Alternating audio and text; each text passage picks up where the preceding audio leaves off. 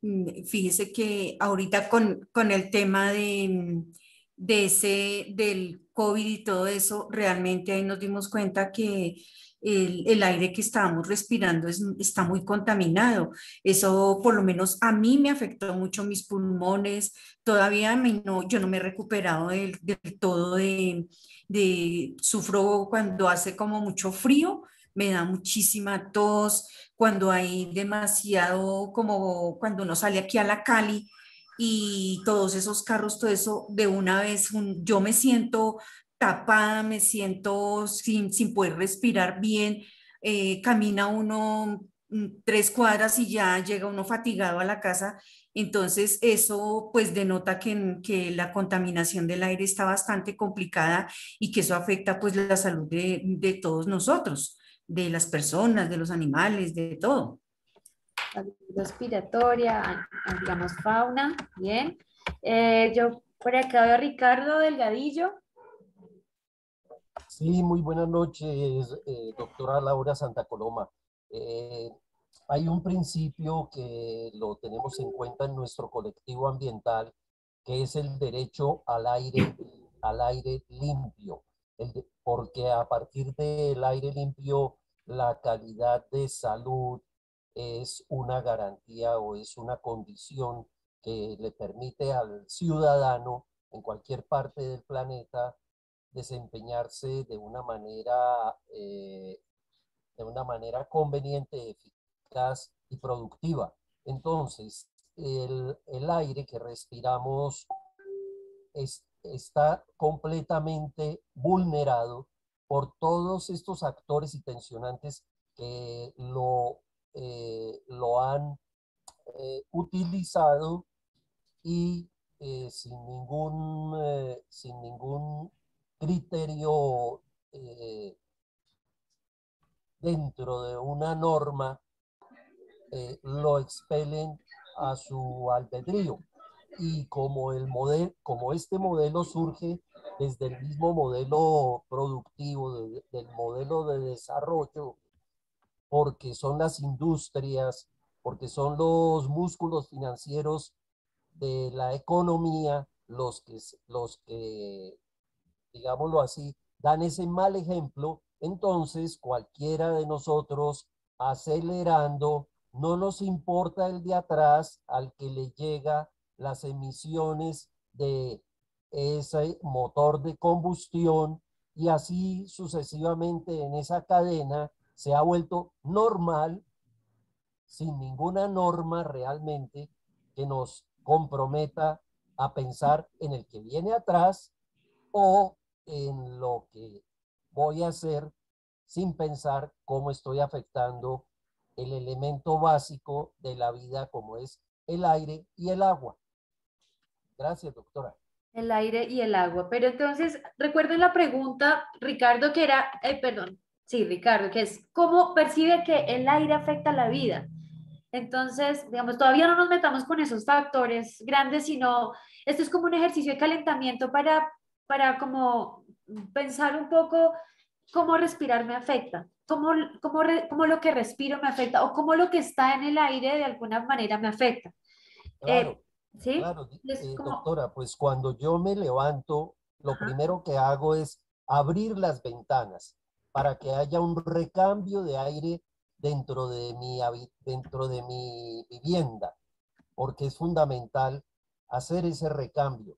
Pero sucede muchas veces que abriendo la ventana ya llega un particulado que está contenido afuera, y no es sino pasar el dedo por encima de cualquiera de los muebles y encuentra uno cualquier cantidad de particulado o polvo. Le decíamos antes, limpia el polvo, pero nunca habíamos percibido que también lo estamos depositando en nuestro sistema respiratorio y en nuestro organismo.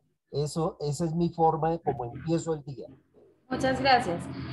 Emilio, Emilio Latorre, por acá tiene también la mano levantada. Sí, buenas noches, Buenas noches. Laura. Muchas gracias. Muy rápido, quiero comentar varias cositas. Vengo de atravesarme Cali de sur a norte con el tráfico del viernes, que es horrible en esta ciudad, me imagino que con las demás, y el tráfico es una cosa enloquecedora, y las motos es enloquecedoras. Es imposible que nosotros hayamos construido ciudades tan monstruosas. Y quiero tocar un tema que me parece importante porque nos vas a hablar de la parte legal, es el principio de precaución.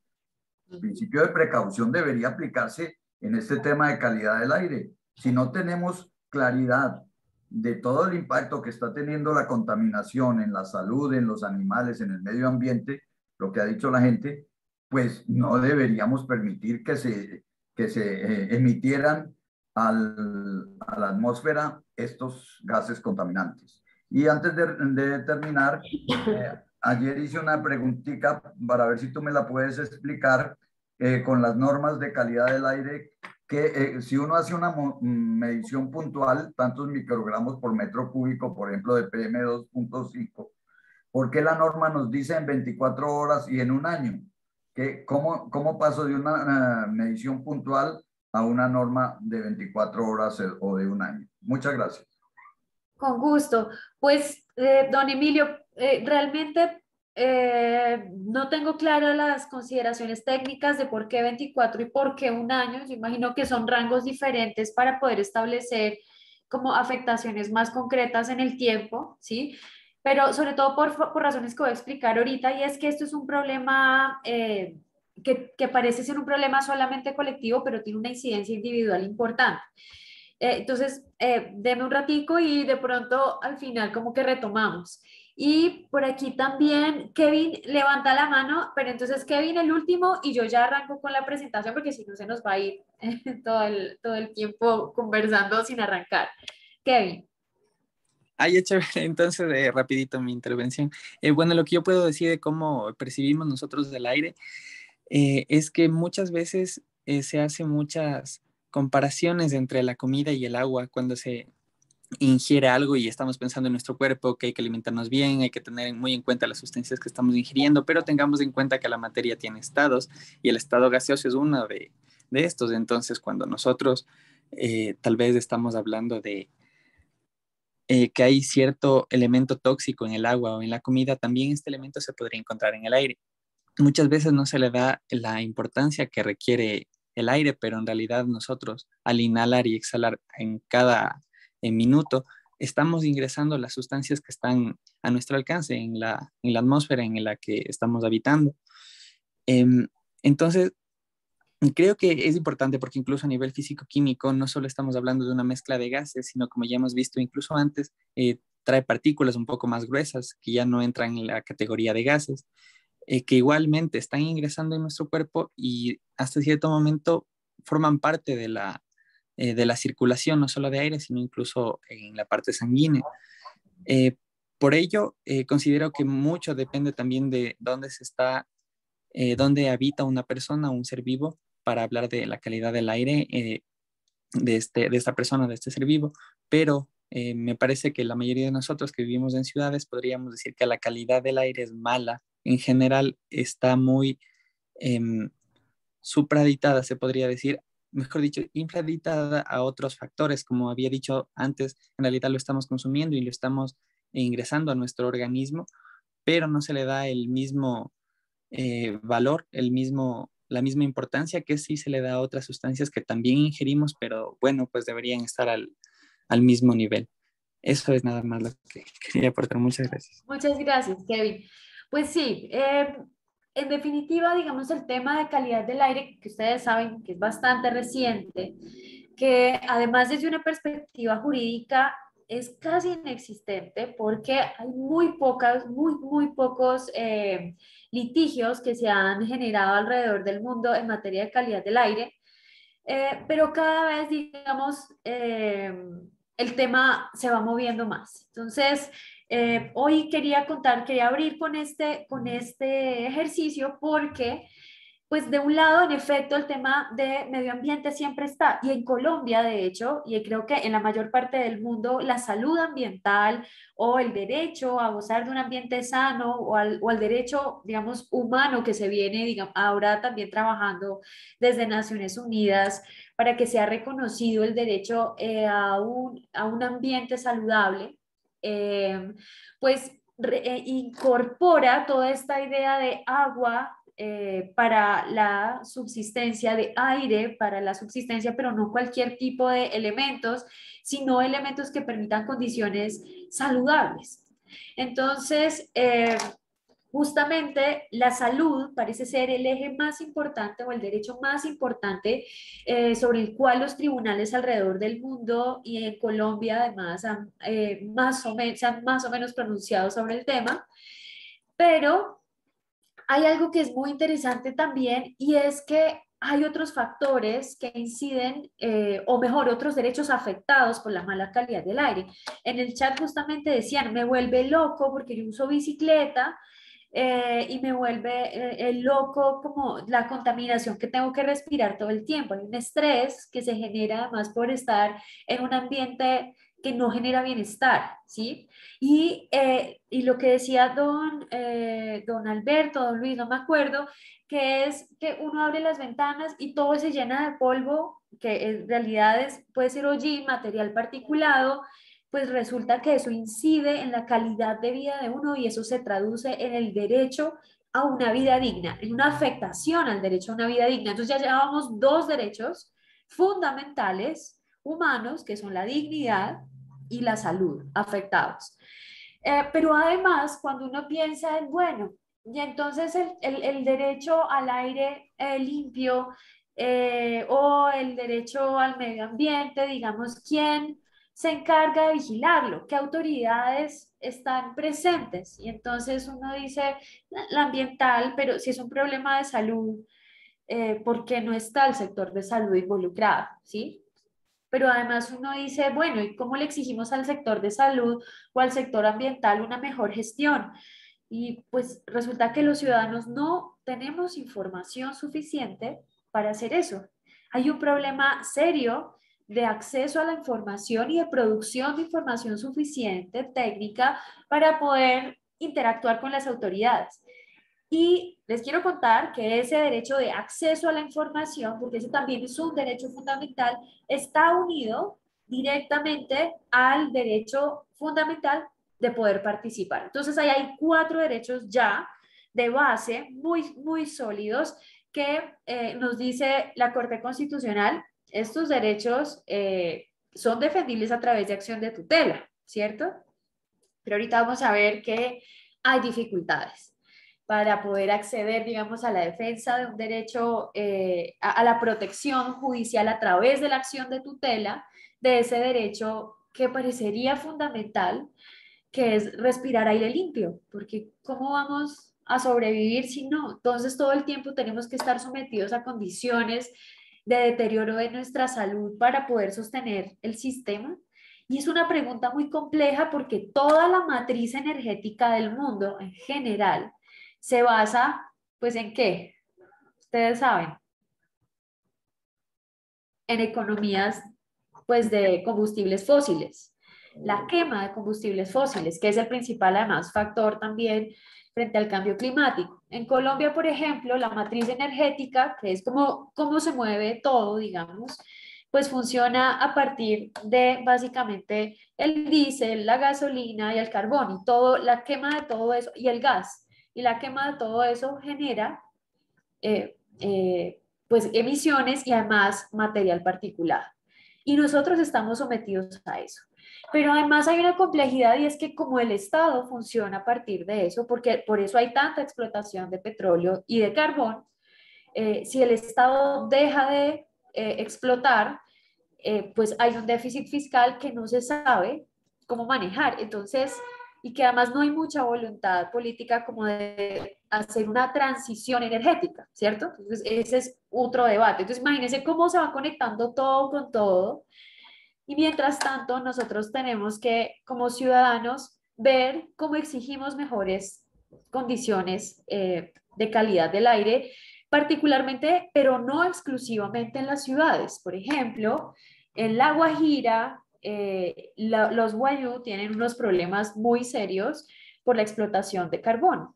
En el Cesar, también las comunidades aledañas se han quejado por el material particulado que se eleva de la explotación de carbón y el transporte. De hecho, hay una sentencia muy famosa que es la T-154 de 2013 y tal vez es la más importante en materia de calidad del aire, es una acción de tutela, en donde la Corte Constitucional la seleccionó, la revisó y dijo, en efecto, miren, Drummond tiene licencias ambiental, tiene el cumplimiento del 100% de la licencia ambiental, todo parece indicar que está muy bien, pero la gente que vive al lado, especialmente la familia, por supuesto que tuteló, dice que el material particulado que arroja el tren cae en su casa y ellos lo respiran. Uno de los cuestionamientos grandes fue que la familia, como era una familia vulnerable, cocinaba con carbón, porque mucha gente en el país cocina con carbón de leña. Entonces le decían, pero bueno, ¿cómo pueden establecer que en efecto la gente se está enfermando por el carbón que viene en el transporte, en el tren, y no por el carbón que están respirando cuando cocinan?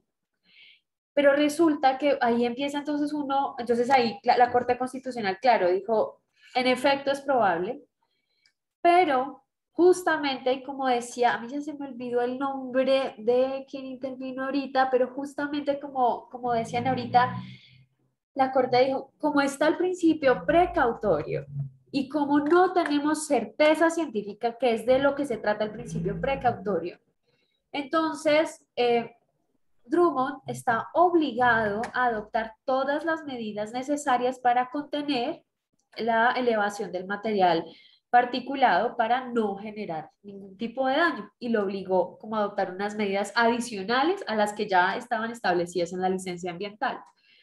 Lo interesante de este caso, pues de un lado es que por supuesto es la primera vez que se trabaja con el tema de calidad del aire, pero de otro lado es la primera vez que los jueces admiten que puede haber una violación de un derecho fundamental por una mala calidad del aire. Y esa sentencia es de 2013, o sea, es relativamente reciente. Después de esa sentencia, en 2017 vino la de los Guayú y de allá para acá, que en Colombia no ha pasado mucho más. Pero a nivel internacional, el año pasado, en Francia hubo otro caso muy sonado, en Francia, ya no me acuerdo si fue en Francia o en Ámsterdam, ya les confirmo, pero hubo otro caso muy sonado en donde una niña con asma que falleció, además por un problema pulmonar muy serio, pues la familia interpuso también una acción y fallaron a favor de ellos, diciendo que en efecto había una responsabilidad del Estado por no contener los factores de contaminación atmosférica porque había mucha polución y eso había incidido en la profundización del problema de la niña y había incidido en su fallecimiento. Entonces, miren ustedes que no son muchos casos, pero cada vez hay más casos. En este momento hay un litigio planteado entre Francia y Ámsterdam, si no estoy mal, justamente porque hay emisiones de un país que molesta, digamos, al otro, que llega al otro, porque pues el aire claramente no entiende de fronteras, pero quien las genera, digamos, sí tiene una responsabilidad en contenerlas, que eso es lo que no está tan claro acá, porque hay unos límites, ¿cierto?, que establece la autoridad nacional, que son unos límites más bien cortos, más bien laxos, perdón es la palabra, en relación con lo que dispone que debe ser la OMS. Entonces la OMS saca unas guías, la Organización Mundial de la Salud, no sé si eso ya lo vieron, pero la Organización Mundial saca unas guías que son como una sugerencia para el Estado de cómo de cuáles deben ser los estándares en materia de calidad del aire. Y la norma vigente en Colombia, digamos, es muy laxa y entonces aspira en más o menos unos 10 años a cumplir con el estándar más bajo que propone la OMS. Y la semana pasada la OMS aumentó, digamos, el grado de estrictez de esos estándares con lo cual es, creo yo, una muy buena oportunidad para que el Ministerio de Ambiente vuelva a revisar sus estándares y mejore y sea más exigente en materia de control y de gestión atmosférica. Entonces, como les decía, más o menos el grupo de derechos fundamentales, que es tal vez a lo que uno más le apunta cuando uno piensa en un litigio que lo afecta tan directamente, es el tema de la salud, el tema de la vida digna, el tema de la información, la participación, y hay otro que me pasé a decirles que lo menciona la Corte Constitucional en esa sentencia que les dije, que es la T-154/2013, que es la intimidad, porque dice justamente la gente en su casa no tiene ni por qué recibir las externalidades, digamos, de una industria y tener que estar casi que prisionero o vivir, digamos, afectados todo el tiempo por una actividad con la que ellos pues claramente no están de acuerdo, no han aceptado, digamos, esas condiciones, sino que han sido impuestas de manera arbitraria. Entonces, bueno, todo este carretazo para centrarnos un poco más como en la charla que les tenía preparada, que tiene que ver con lo que les he venido diciendo, pero quisiera centrarme sobre todo en este derecho que les dije, que es el derecho a disfrutar de un ambiente sano. Y es que ese no es un derecho nuevo. Ese ni siquiera es un derecho que está consagrado en el artículo 79 de la Constitución Política, que ha sido desarrollado por muchas sentencias de la Corte Constitucional, pero que además digamos, como derecho está consagrado desde el 91, pero el Código Nacional de Recursos Naturales del 74 ya establecía que la gente tiene derecho a disfrutar de un ambiente sano, imagínense, desde el 74, porque el Código Nacional de Recursos Naturales colombiano es el primero de Latinoamérica y, si no estoy mal, del mundo. Entonces, porque fue, digamos, como fue a consecuencia de la conferencia de Estocolmo del 72, y entonces la gente vino con ese conocimiento. Ahí estaba Julio Carrizosa, Imelda Gutiérrez, Margarita Marino, bueno, grandes personalidades y grandes mentes que se diseñaron en su momento el derecho ambiental colombiano, y quedó plasmado en ese decreto 2811 del 74, que hoy todavía continúa vigente y que además es potenciado por la Constitución Política después de 1991. Entonces, en el 91, a nivel constitucional, fue donde nació el medio ambiente. Pero antes, con ese decreto 2811 del 74, fue donde se dividió, digamos, como rama, se separó, digamos, del derecho civil y de otro tipo, digamos, de normas del derecho. Entonces, ahí comenzó como toda esta discusión de, bueno, pero ¿qué entendemos que es el medio ambiente? ¿Qué es el derecho a respirar un aire limpio, a tomar agua limpia, a incluso alimentarnos de forma sana? Y entonces es todo aquello irradiado o que afecta mejor el entorno de un ser humano y que de alguna forma determina que tenga una vida digna. Y entonces la Corte Constitucional considera que es un principio, porque el ambiente sano termina siendo un enunciado que sostiene de alguna manera nuestro Estado social de derecho, porque no solamente protege los recursos naturales, sino que protege la relación humana que hay entre ese medio ambiente y la gente, ¿cierto? Entonces, en esa relación lo que hay es básicamente la posibilidad de sobrevivir, ¿sí? Estamos hablando de que el Estado garantiza la supervivencia de la especie. Y entonces allá vamos con lo de las generaciones futuras, que también lo mencionaban. Hoy en día es muy importante hablar de las generaciones futuras, más cuando tenemos la inminencia de los efectos del cambio climático encima, ¿no? Y además cuando nos falta todavía como como hacer más finas esas normas ambientales. Por ejemplo, ¿qué pasa con el aire? ¿El aire es un derecho fundamental en sí mismo considerado? Es una de las preguntas. O entonces es una parte del derecho a gozar de un ambiente sano. También, digamos, no hay una respuesta correcta. Hay corrientes que se debaten entre uno y otro sentido, pero lo cierto es que la Corte sí ha dicho que es un derecho constitucional de todos los colombianos. Y esto implica que puede también terminar siendo un problema de un individuo o de un grupo, ¿cierto? Afectado. Y entonces ahí empieza también a definirse unas ciertas herramientas jurídicas como la acción de tutela, por ejemplo, si hay vinculado un derecho fundamental de un individuo, de una persona, por ejemplo, mi salud, mi dignidad, mi vivienda digna, ¿sí? Como individuo, o a una colectividad, como por ejemplo, eh, no sé, la deforestación de la Amazonía. Ese es un problema eminentemente colectivo, ¿sí? Eh, Además, tiene un carácter de servicio público. ¿Por qué? Porque claramente, digamos, es el mantener la salubridad del medio ambiente es esencial. Entonces, por ejemplo, el tema de acueducto, alcantarillado, de sanidad ambiental en términos generales, de mantener el aire limpio, me atrevería a decir yo, y es que eso todavía no tiene desarrollo, pero por eso estamos en estos espacios, para discutirlo, es esencial para mantener unas condiciones de vida dignas.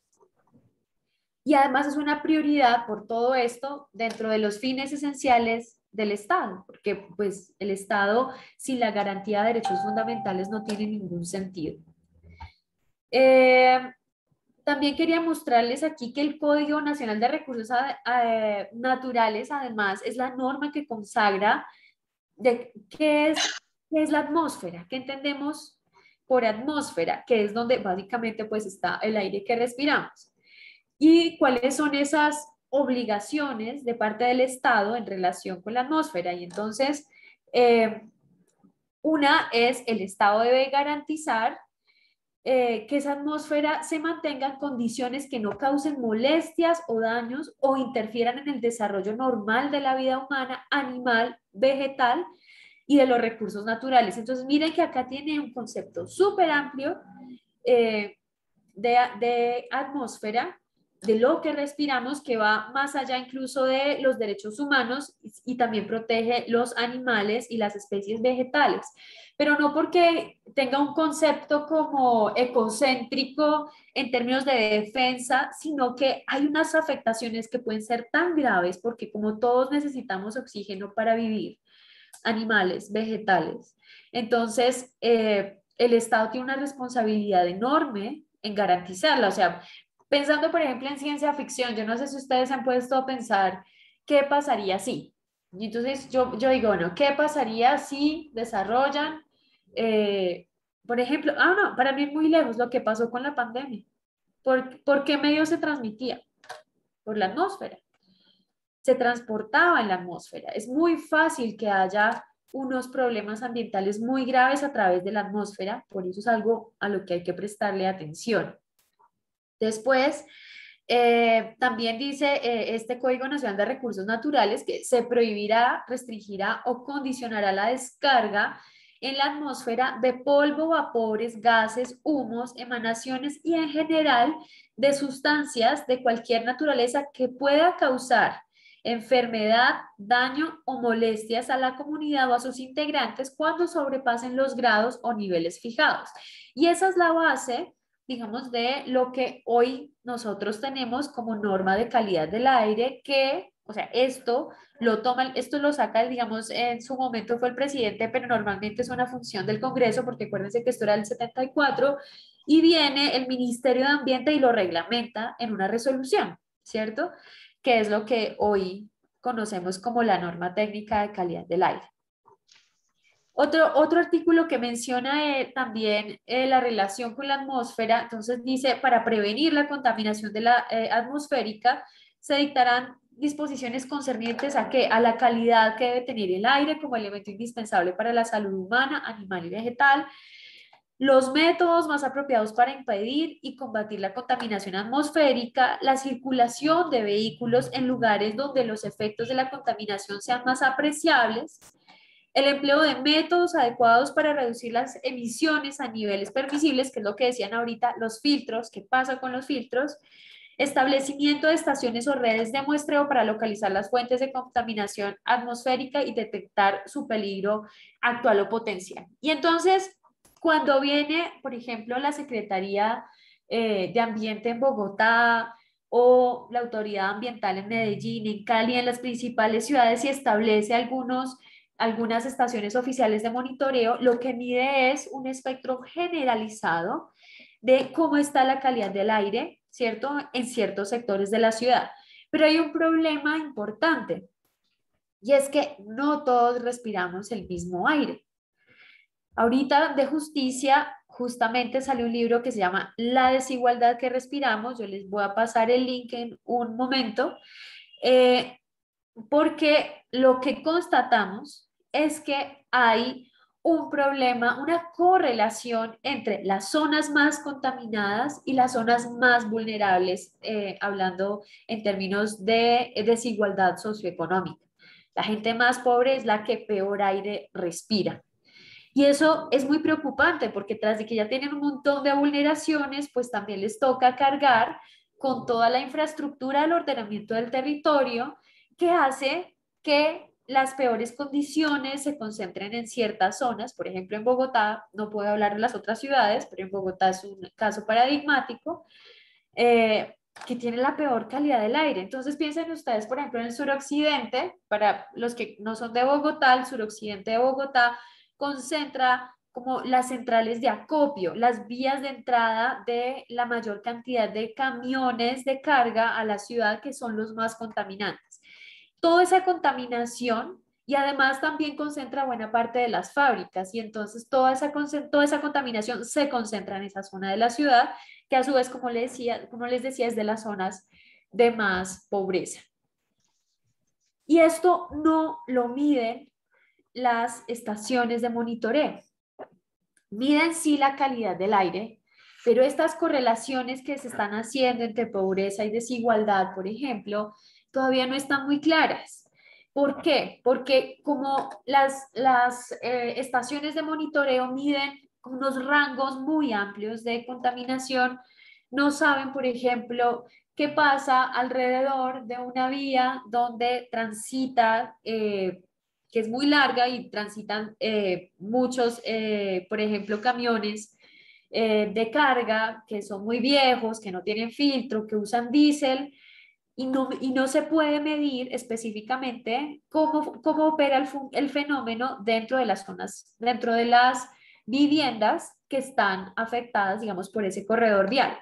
Y entonces nosotros ahí nos empezamos a preguntar, ¿cómo hacemos? ¿Qué hacemos con esto? Entonces en Bogotá, por ejemplo, tenemos aquí el IVOCA, que es el sistema que informa sobre el monitoreo de la ciudad. Y miren ustedes, aquí están las estaciones por cada una de las localidades, pero lo cierto es que nosotros decimos, pero ¿cómo medimos en todo el corredor vial? ¿Qué es lo que está pasando? ¿Qué pasa de vivienda a vivienda o de un grupo de viviendas? ¿Cómo vemos que se afecta o no se afecta la vida de la gente? Y entonces ahí con De Justicia y con Trébola decidimos hacer un trabajo para poder comprobar cómo los sensores de bajo costo de monitoreo con los que se hace ciencia ciudadana, que es una gran herramienta para ustedes, entonces puede medirse de forma mucho más personalizada cómo está afectando la calidad del aire en un microambiente, en una zona mucho más reducida, el aire, ¿no? Entonces, lo primero que se hizo es un ejercicio muy técnico que no lo voy a explicar con tanto detalle, pero es básicamente validar los datos de los sensores. ¿Y por qué? Porque siempre has dicho, no, es que con lo único que se puede medir la calidad del aire son con esas estaciones fijas. Pero estos sensores también ofrecen unas ventajas que no tienen las estaciones fijas, como les decía, que es personalizar la medición. Y entonces lo que intentamos hacer es un ejercicio de validación de esos datos para que la gente se sienta confiada de que el dato que arroja su sensor es un dato que corresponde a la realidad, ¿sí? Ese fue el primer ejercicio. Y el segundo ejercicio nos fuimos para el barrio México, y en el barrio México entonces también se estableció con una metodología como, digamos, previamente diseñada para el experimento. Se establecieron varios sensores y unos de contraste para evaluar el comportamiento de una vía, de un corredor vial, y se encontró que, a diferencia de lo que reportaba la estación fija, los valores de esa zona eran absurdamente altos, escandalosamente altos. Entonces, ¿cómo hacemos? El aire no es homogéneo. Necesitamos sistemas de medición de calidad del aire que permitan una medición más próxima y que permitan además establecer una relación con el derecho a la salud, con la garantía por lo menos del derecho a la salud y la intimidad, lo que además va a traer una mejora de la información existente para poder participar. Y ese grupo de derechos, todo, entonces termina potenciándose y termina siendo como garantizado en últimas cuando hay más atención por parte del Estado en un tema como este. Bueno, este es el experimento que les estaba contando. Igual la presentación se las voy a dejar. Entonces están los medidores de bajo costo, se instalan los medidores y se comparan con la información de las estaciones oficiales. Y bueno, acá uno de los temas más interesantes de esa consultoría, antes de que se me olvide, es que fue muy difícil llegarle a la comunidad, por ejemplo. Contar con la complicidad de la comunidad para hacer este experimento fue difícil, pero después nos llevamos la grata sorpresa que la gente estaba muy interesada en los resultados que arrojaron y muy preocupados porque en efecto ellos sienten que respiran peor aire en esa zona de la ciudad que en cualquier otro lado de la ciudad. Entonces, es un experimento que tiene muy buena proyección. Todavía estamos puliendo algunas cosas del informe final, que esperamos que salga lo más pronto posible, pero por lo pronto tenemos como una infografía que si quieren también se las podemos enviar. Y bueno, ¿qué podemos hacer entonces nosotros como ciudadanos? A mí se me ocurre, pero además yo quiero escucharlos a ustedes, que nosotros debemos empezar a ejercer los derechos fundamentales al acceso a la información, a la participación. Pedirle a las autoridades públicas que nos informen cómo está nuestro aire, qué riesgos tenemos, qué riesgos nos rodean y qué medidas debemos adoptar para no enfermarnos, ¿sí? Con esa información, además, poder incidir en el diseño de políticas locales, por ejemplo, de lineamientos locales, conversar con la autoridad ambiental, que se involucre las autoridades, sobre todo de salud pública, pero además también las de movilidad. Que la ciencia ciudadana además sea una herramienta complementaria al sistema. El sistema, digamos, más, o sea, funciona, pero el sistema mide como solamente la generalidad, los derechos colectivos, pero necesitamos velar por nuestros derechos individuales. Y entonces ahí necesitamos también que el sistema se adapte y hay que dar estas discusiones. Entonces, digamos, estas serían como mis reflexiones finales. A mí me gustaría escucharlos a ustedes sobre qué más podríamos hacer y yo ahí cerraría la intervención.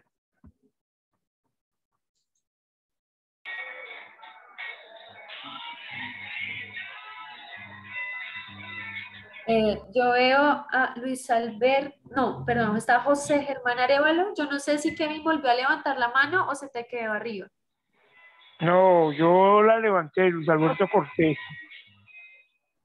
Ah, ya. Sí, bien. Entonces voy por orden que tengo acá. Primero está José Germán Arévalo, luego don Luis Alberto y luego Emilio Latorre. Sí, gracias. Pues yo tengo una inquietud.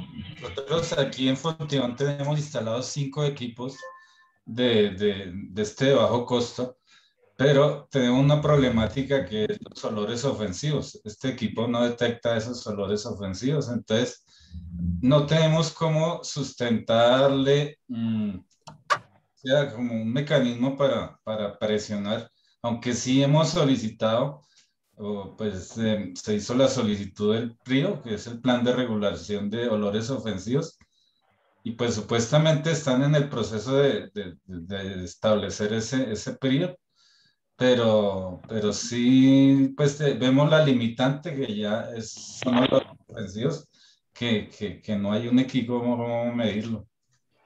Pues sí hay cómo medirlo. De hecho hay una medida internacional que es como, además es muy chistosa porque es como en hombres, en olor de hombres europeos, y eso suena muy extraño, pero es una de las medidas oficiales de la contaminación por olores ofensivos. Incluso la Secretaría de Ambiente tiene también sistemas para medir, que no sea lo mejor, no estoy segura, pero sí hay.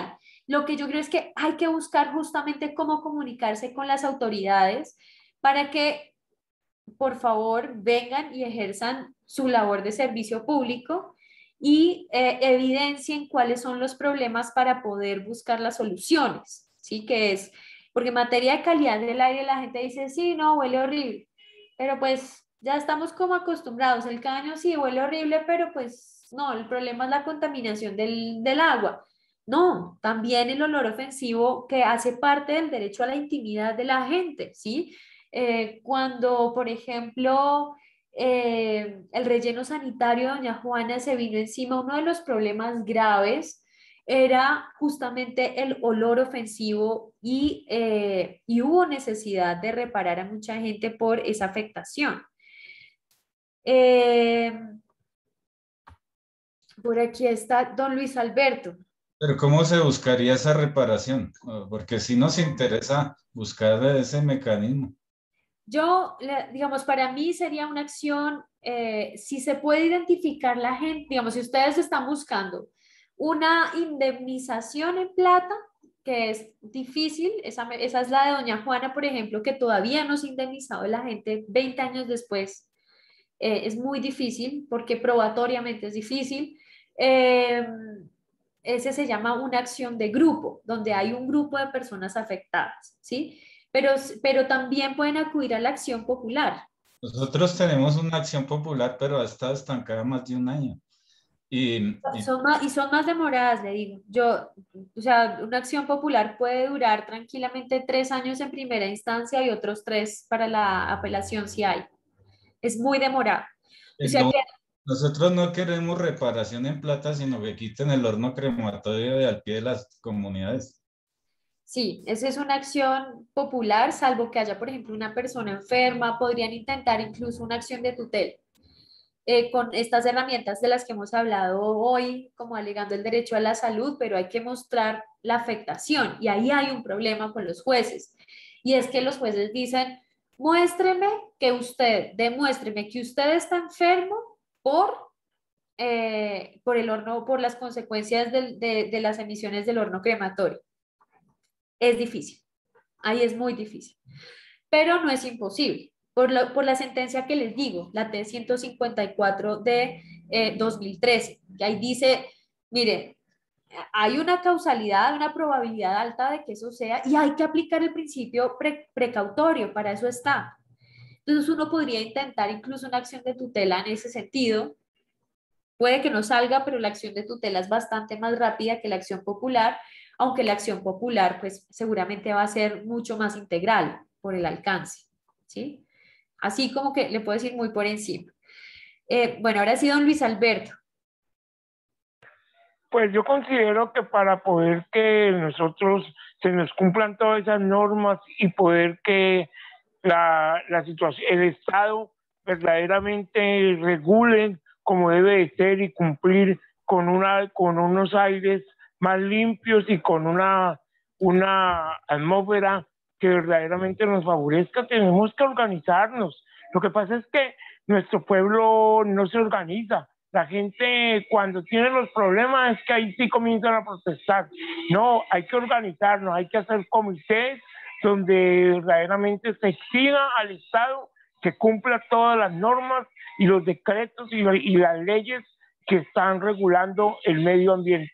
Gracias. Gracias, don Luis Alberto. Emilio. Muchas gracias, muchas gracias. Yo pertenezco al Comité Ambiental de la Comuna 22 de Cali.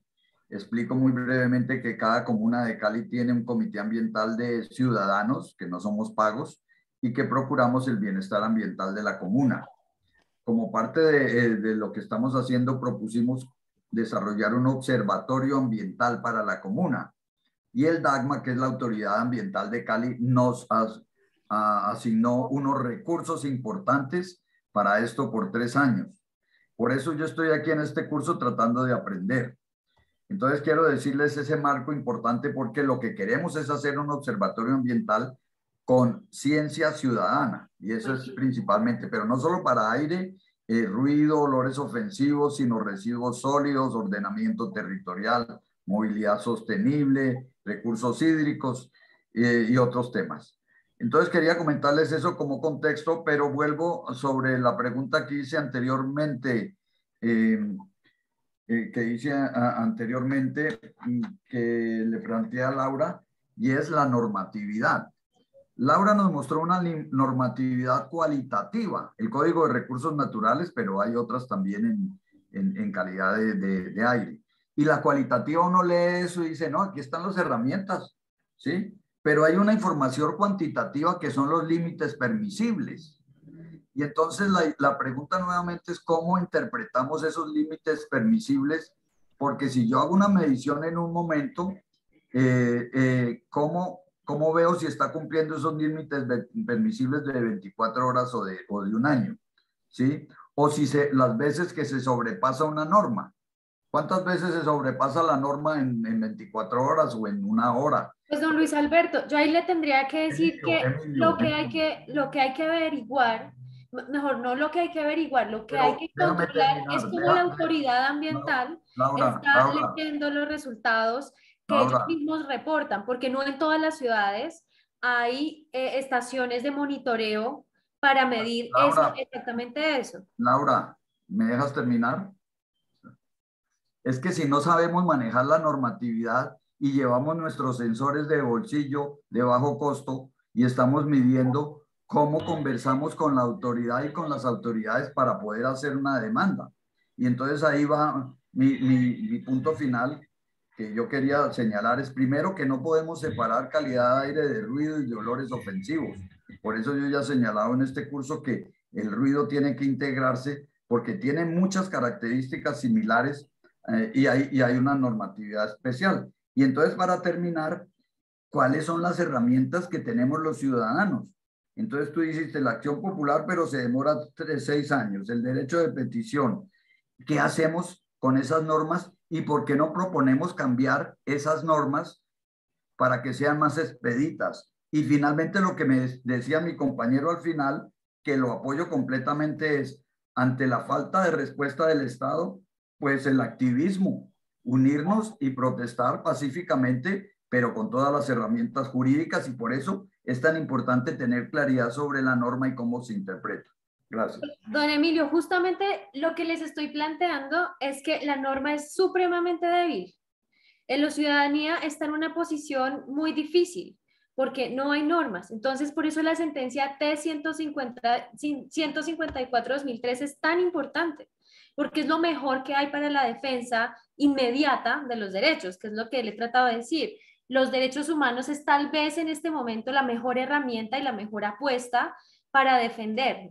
No la norma de medición de calidad del aire, porque para ir a la autoridad ambiental tiene que ir a través del derecho de petición, tiene que ir a través de la acción popular, tiene que ir a través de la acción de cumplimiento, que se demoran muchísimo y hay que conversar, hay que romper con lo que ya hay, que es muy poco, que es malo, y hay que tratar de presionar por otro lado, y la mejor presión, a mi juicio, pueden hablar claramente con un montón de abogados más, pero a mi juicio la mejor y más eficiente herramienta que hay en este momento es presionar a través del tema de derechos fundamentales y de derechos humanos, que es esta charla.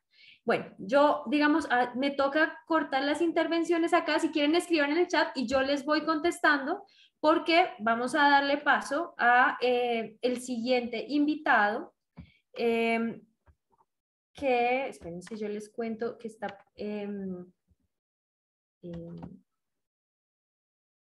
qué no nos permiten la intervención y después porque me iniciamos con el llamaron la otro atención, invitado? porque me llamaron la atención por el tiempo.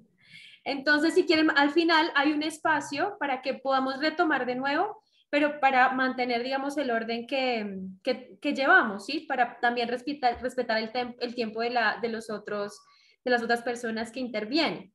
Entonces, yo les quiero presentar a Gabriel Sicha. Él es meteorólogo de la Universidad Nacional Agraria La Molina, en Lima, Perú. Actualmente labora de asistente ambiental en la Municipalidad Metropolitana de Lima. Desarrolló investigaciones en calidad del aire y meteorológicos utilizando sensores de bajo costo. Además, ha realizado cursos de teledetección, modelación, monitoreo y procesamiento de información de la calidad del aire. Y también se desempeña como asesor de tecnología de monitoreo de calidad del aire en INGEDCAR y es coordinador de los seminarios web Viernes de Aire Limpio. Entonces yo los dejo con Gabriel y si quieren ahorita volvemos y retomamos. Gabriel. Sí, ¿cómo están? Buenas tardes, ¿cómo están? Un momento, voy a poner mi cámara. Buenas tardes. Sí, ahora voy a empezar a convertir. No puedo compartir pantalla. Espérame, te hago... Ay, no sé cómo hacerte...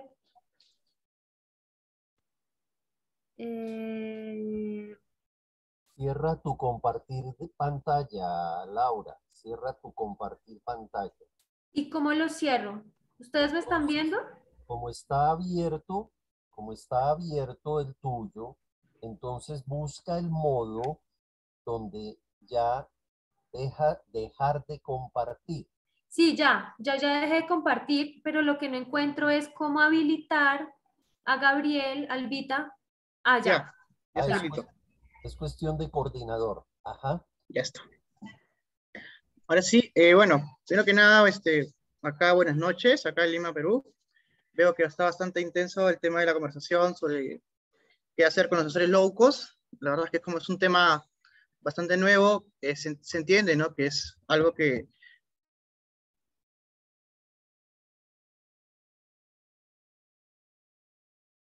tiene que pasar en cierto momento, ¿no? Entonces vamos a iniciar en este caso la presentación. En esta ocasión con mi compañera Sharon Alvis, monitoreo de la calidad del aire. Esta es un lugar dentro de Lima, ¿no? Que está invadido, ¿no? De empresas ladrilleras, ¿no? No sé si ustedes pueden visualizar la pluma, ¿no? Ejerce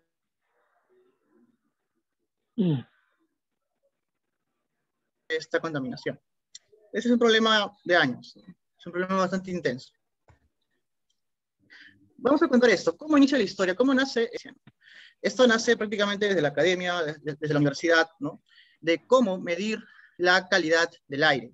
Estoy seguro que ustedes, para tener cierto sustento, necesitan tener presente, ¿no? Los valores de calidad de aire. Entonces, basándome en eso, pues desarrollé un pequeño trabajo de investigación, ¿no? En Lima, ¿no? Comparando dos escenarios. Un escenario en un lugar donde existe mucha contaminación por una empresa, empresa de cemento, ¿no? Y al costado, pues, un lugar de ambiente interno, ¿no? Donde, pues, es una biblioteca nacional. En este caso es la Biblioteca Nacional de mi querida Universidad Agraria La Molina, ¿no? En este caso. Entonces, lo que desarrollé fue un prototipo, como se observa en la imagen izquierda, el cual permite monitorear el PM2.5, ¿no? Entonces, esto pues permite ver el contexto, ¿no? El grado de diferencia entre ambos lugares. Pues en la imagen ustedes pueden ver la línea roja es ¿no? La que está expuesta por la empresa de cemento, y la línea azul, pues, es la que está expuesta por, ¿no?, la Biblioteca Nacional, una biblioteca. Y ustedes pueden visualizar que los datos evidencian, ¿no?, que la calidad del aire cerca a la cementera es bastante fuerte, ¿no? Es una calidad de aire un poco, ¿no?, superando ciertos umbrales. Eso es lo que permite los sensores low cost, en cierta manera, ¿no? Comparar. Luego de eso, pues, obviamente tiene que haber un proceso de comparación. Entonces, dentro de la universidad también hicimos una comparación con sensores low cost, ¿no?, con equipos oficiales, en este caso equipos meteorológicos, ¿no? Ustedes pueden ver en el lado izquierdo, bueno, estoy yo con una estación Campbell CR300, y en el lado derecho, pues, la estación low cost que armé con mis compañeros en ese momento. Ustedes pueden visualizar en la imagen izquierda, solamente he puesto dos resultados, en la imagen izquierda, ¿no?, inferior, el comportamiento de la variable de la radiación solar de un equipo oficial y de un equipo, ¿no?, de un sensor low cost. Y ustedes pueden ver que tiene cierta tendencia, ¿no? Sale una correlación muy alta, dando a entender que estos sensores sí permiten, ¿no?, estimar este tipo de radiación. En la mano derecha, ustedes pueden ver el comportamiento del sensor de temperatura. De igual manera, ¿no?, se tiene un buen resultado, en este caso, ¿no? Tienen buenos resultados los sensores low cost en comparación con sensores, con equipos oficiales meteorológicos, ¿no? Luego de eso, hice un estudio en mi casa, ¿no? Dentro, como toda persona, siempre trata de evidenciar cuál es, ¿no?, la calidad del aire en su hábitat, ¿no? Y pues utilicé diferentes sensores, ¿no?, en este caso. Y es aquí la pregunta, ¿qué sensor utilizar? Cuando ustedes mencionan, ¿no?, el tema de marco legal y todo eso, también tienen que entender que existen un montón de sensores dentro del mercado, y estos sensores obviamente miden diferente, ¿no?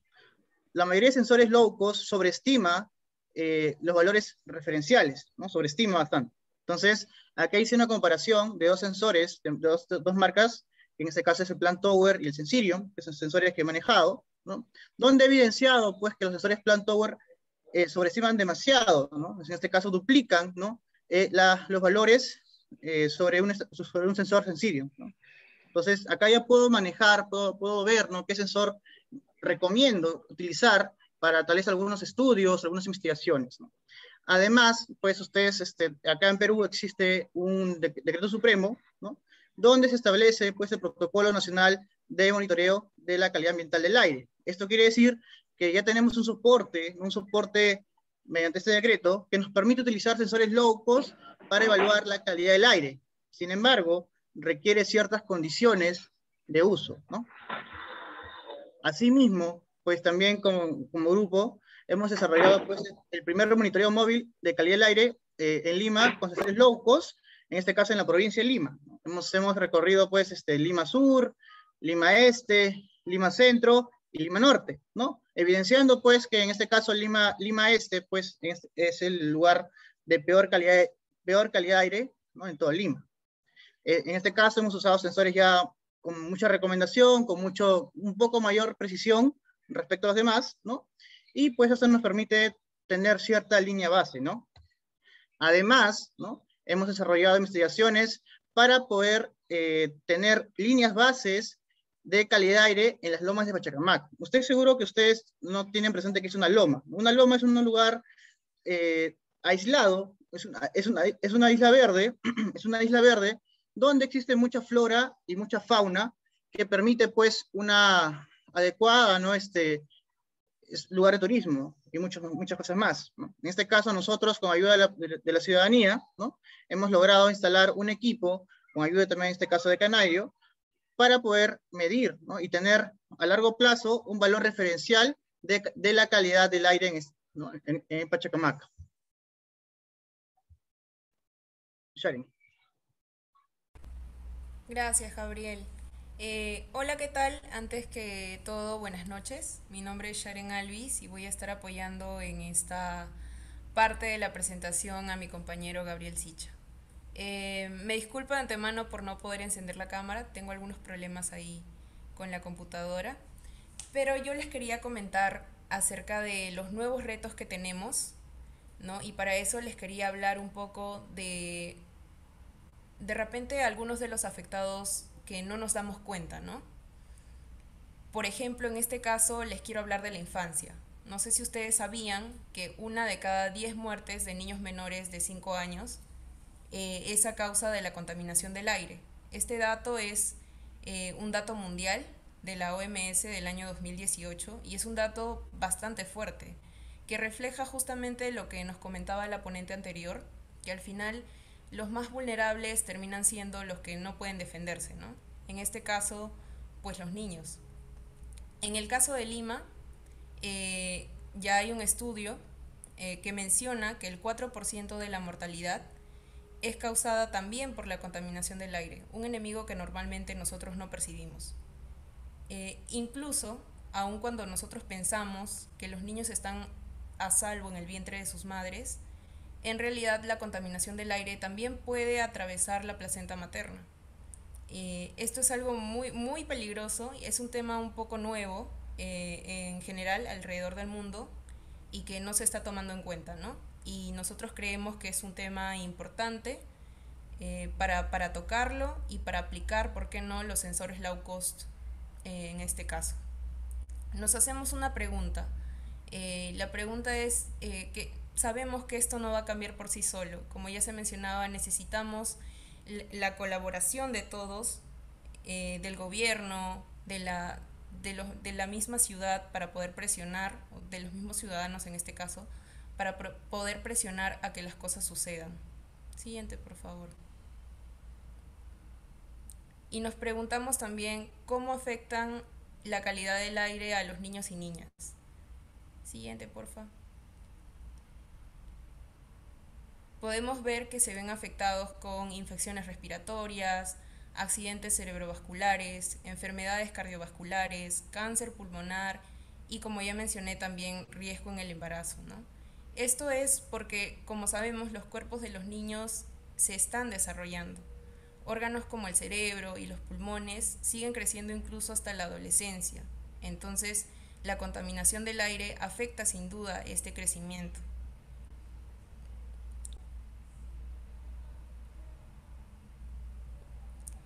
Incluso, se me cortó ahí un ratito, incluso a pesar de ser más pequeños, nuestros niños respiran más. En comparación con los adultos, inhalan hasta un 50% más de aire, teniendo en cuenta su tamaño y peso, lo que aumenta la dosis de contaminación atmosférica que absorben. Estos son datos bastante impactantes y nos deberían estar mostrando cómo es que deberíamos estar preocupándonos también, en este caso, por la infancia de nuestros respectivos países, ciudades, ¿verdad? En el caso de Lima, por ejemplo, se tienen más de 250 colegios, más de 300 hospitales, 5 centros de maternidad y más de 10 albergues infantiles, lugares en donde nosotros podríamos, con diferentes coordinaciones y demás, establecer esta tecnología para así generar data que nos ayude a tomar decisiones, ¿no? Y que nos ayude también a presionar a los encargados, en este caso a nuestros gobiernos municipales, incluso los gobiernos nacionales, para que tomen acciones en favor de la niñez. Porque al final la única forma de crear o de predecir el futuro en este caso es creándolo. Siguiente, por favor, Gabriel. Y aquí tenemos una cita bastante bonita que dice: construir el futuro significa construir el presente. Es crear un deseo que valga para hoy y esté orientado hacia el mañana. Entonces, los dejo pensando con esa pequeña frase. Gracias, Sharon. Entonces, esa es parte también de nuestro enfoque, ¿no? Estamos tratando también de ser los primeros en poder vigilar, ¿no?, y evaluar cómo es la calidad del aire en la infancia. Es un tema muy importante y es un tema que tiene que ya monitorearse, ¿no? Eso sería todo. Muchas gracias. Muchísimas gracias. Pues como ustedes se dan cuenta, la ciencia ciudadana es una herramienta que no solamente en Colombia está funcionando, sino que a nivel internacional ha tomado mucha fuerza. Incluso en Estados Unidos, la red oficial se apoya en una red ciudadana de medición de calidad del aire. Y en efecto, la infancia, digamos, sufre mucho y nosotros tampoco estamos vigilando qué es lo que pasa con los niños. Piensen que ustedes, por ejemplo, en las rutas en las que viajan los niños a diario a sus colegios. Hay niños que viajan hasta 2 horas diarias y esas rutas, hay unas que francamente son unas chatarras. Y entonces la gente, los niños están sometidos 4 horas al día en esas condiciones donde se concentra toda esa cantidad de material particulado y nosotros no tenemos idea qué está pasando. ¿Alguien tiene alguna pregunta para los expositores? ¿O continuamos? Es retomando el inicio de su intervención con la parte jurídica. Mi nombre es Israel Rodríguez y pues, yo hago parte de la Comisión Ambiental Local de Fontibón, pero sí necesitamos, como lo dije ayer, como lo manifestamos a través del ingeniero Daniel Bernal, que lográramos a través de estas fundaciones o de estas entidades como las que ustedes representan, tener ese aval o ese acompañamiento legal, porque pues uno es empírico en muchas situaciones. Hablo en este caso de una aprobación de una licencia ambiental para el aeropuerto El Dorado, con el aspecto de dejar en los horarios de día y noche prácticamente las 24 horas, cuando se había establecido unos parámetros en caso de decibeles, que es una contaminación también del aire por ruido, más el monóxido de carbono, más la parte de contaminación por vibración. Y la ley es muy laxa para este tipo de entidades que tienen una posición dominante. Son monopolios y oligopolios aeroportuarios y de tránsito y transporte, pues que es muy difícil que la ciudadanía, si no tiene un pool de especialistas como mi doctora o los grupos que siempre han acompañado estos temas, nos dieran una mano, porque mire el caso particular del horno crematorio de Fontibón, vemos el caso particular ahora les comentaba de cuando la norma salió para que no tuvieran exhaustos los Transmilenios a una altura de 220, los quitaron, hicieron una resolución acomodada para que pudieran funcionar sin ese tema de que el aire contaminado saliera por encima y no por abajo de las llantas. Igualmente pasa en esta situación donde en el caso del ruido, que es para el descanso en la noche, es de 45 decibeles, y de la noche a la mañana se hacen cambios de normas y de leyes ambientales donde se acomodan a decir que la norma X o Y sacada el año pasado, en el 2020, ajusta el número de decibeles no a 45, sino a 65 decibeles. Y en la audiencia pública, que es otra de las consideraciones que debemos tomar en cuenta para pelear en un momento dado situaciones como las que estamos hablando de contaminación del aire por ruido, por contaminación de las aguas también, es la audiencia pública ambiental donde también se puede establecer. Pues ahí se toman, aquí tenemos el ANLA, que es la entidad encargada de dar las licencias ambientales, pero seguro que todas las manifestaciones negativas que vimos comprobadas por muchos expertos técnicos, como la medición que ustedes nos están enseñando a manejar para el control de ciencia ciudadana, nos van a servir. Yo quería decirles es poder contar de manera muy especial, porque es que la contaminación es una muerte lenta. Nosotros no nos damos cuenta de las afecciones pulmonares, ya lo dijimos, la cantidad de abortos que se están generando por esta contaminación de monóxido de carbono, material particulado y olores ofensivos, porque esa situación no la vemos tangible. Entonces hay que demostrarlo y qué buenas esas mediciones que tienen nuestros compañeros de externos y de Colombia también, que han demostrado que esas mediciones estadísticas nos permiten dar cabida, porque aquí nos falta un aparato de medición en el sector donde yo vivo, que es sobre la avenida Ciudad de Cali con avenida del Ferrocarril. Fuera de la contaminación de aviones está la de material particulado por vehículos de tracción. Y quería terminar con su apoyo de que nos dejen de pronto los correos para nosotros poder de pronto contactarnos con ustedes. Muchas gracias. Con mucho gusto. Claro, yo al final, y les mando la presentación, ahí está también el correo. Y justamente, digamos, para también tener otra perspectiva, tenemos al doctor Daniel Horna de la UTEC, quien es director del departamento, ay, espérense porque se me fue. ¿Me escuchan? Sí, sí, se escucha. ¿Aló? ¿Sí? Se me fue el sonido. ¿Aló? No, Sí. se está escuchando. Ok, entonces, disculpen, les contaba que nos acompaña el doctor Daniel Horna Muñoz, que él es director del Departamento de Ciencias y es profesor asistente del Departamento de Ingeniería Ambiental de la Universidad de Ingeniería y Tecnología UTEC. Él recibió su máster en Ingeniería Civil en Stanford y es doctorado en Ingeniería Civil y Ambiental de la Universidad de Iowa.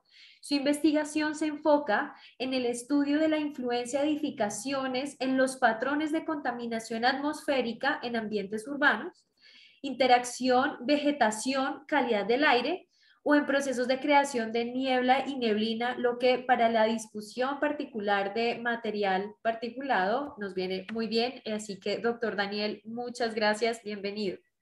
Muchas gracias, Laura, por la presentación. Déjenme un ratito para mostrarles mi pantalla. Me parece que ya se está mostrando, pero me gustaría que lo confirmen, solamente para verificar que todo esté bien. Sí, se ve, perfecto. Ya, Perfecto. excelente. Bueno, en verdad, muchas gracias por la invitación. Mi presentación va a ser un poco distinta a la que se han venido dando hoy. Va a ser más enfocado desde la academia. Y porfa, cualquier duda me la pueden hacer durante la presentación o al final, como en las otras charlas. En base a la presentación que Laura les mencionó sobre mí, de parte de UTEC nosotros tenemos una cierta visión con respecto a calidad de aire y está enfocado principalmente en las zonas urbanas. Acá solamente les dejo una de las tantas razones detrás por las cuales enfocarnos en zonas urbanas es importante, pero a nivel mundial solamente 8% de las zonas urbanas cumplen con tener una buena calidad de aire según los estándares establecidos. Ahora, esta es una cifra en verdad bastante chocante y yo creo que es la realidad de todo lo que estamos presentes, que en la ciudad donde nosotros vivimos, de verdad de que no estamos dentro de este 8%. Y desde el punto de vista de la academia es cómo nosotros podemos encontrar soluciones para que las zonas urbanas cuenten con una buena calidad de aire, pero de la mano de ciencia y tecnologías, mediante el desarrollo tecnológico, generación de conocimiento científico, por ejemplo. Acá les voy a hablar un poco sobre lo que hemos venido haciendo desde UTEC y cuál es también la visión a futuro.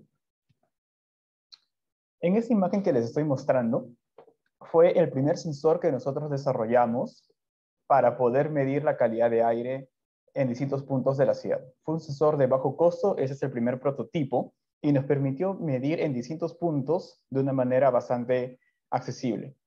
Lo pudimos comparar con medidores certificados y nuestros errores estaban en más o menos 8%, si me acuerdo bien, entonces podíamos ver de que nuestras mediciones sí podían ser confiables, especialmente a modo de comparación. En ese primer proyecto, a modo de concepto, ¿qué es lo que nosotros pudimos hacer? Fue medir en distintos puntos dentro de la ciudad de Lima para ver cuáles eran los niveles de contaminación de aire y de una forma que sea fácilmente entendible para el público en común. Al momento de ser entendible, nosotros no solamente le mostrábamos cuáles eran los niveles que habíamos medido, pero también, sino mostrárselo de una forma de a cuántos cigarrillos equivale el que tú estés parado en una hora en cierto lugar en base a la contaminación que nosotros medíamos. Estos son algunos datos que se tomaron hace ya un par de años, el cual sirvió bastante, pero especialmente para continuar con la siguiente línea de investigación. En un rato les voy a mencionar por qué. Ahora solamente estamos viendo el tema de medidores, pero al final algo que en UTEC estamos trabajando bastante es tratar de explicar por qué en cierto punto se mide lo que se mide. Y para poder hacerlo, necesitamos de muchas otras herramientas adicionales a los medidores de bajo costo, entender la física y química detrás de la atmósfera para poder llegar a una conclusión correcta. Más sobre medidores de bajo costo, esta es una iniciativa que hemos empezado el año pasado y que lo estamos continuando este año, o bueno, el año que viene. es en base a medidores de bajo costo ya de parte de Canario, que pueden ser fácilmente transportables. Hemos hecho algunas pruebas de concepto. Acá les estoy mostrando la primera prueba de concepto que nosotros hicimos, que fue caminar por un cierto tiempo, alrededor de media hora, desde una cierta casa a una avenida, volver para ver qué es lo que registraba este medidor. Acá se puede ver fácilmente de que ese medidor tiene la capacidad de mostrarte dónde se incrementa y cuándo se incrementa los niveles de contaminación de aire, y te ayuda para poder explicar los patrones de contaminación. El proyecto que nació a raíz de ese tipo de mediciones es un proyecto de ciencia ciudadana que va a empezar recién el siguiente año, donde una cantidad considerable de estudiantes de la universidad va a tener acceso a medidores de este tipo y hacer mediciones en simultáneo por donde ellos quieran caminarse. Entonces, dentro de esos proyectos no solamente se basa en medidores de bajo costo, sino también en ciencia de los datos, ingeniería electrónica y hasta en comunicación científica. Es un proyecto bastante grande que ojalá podamos tener ya resultados para julio del siguiente año.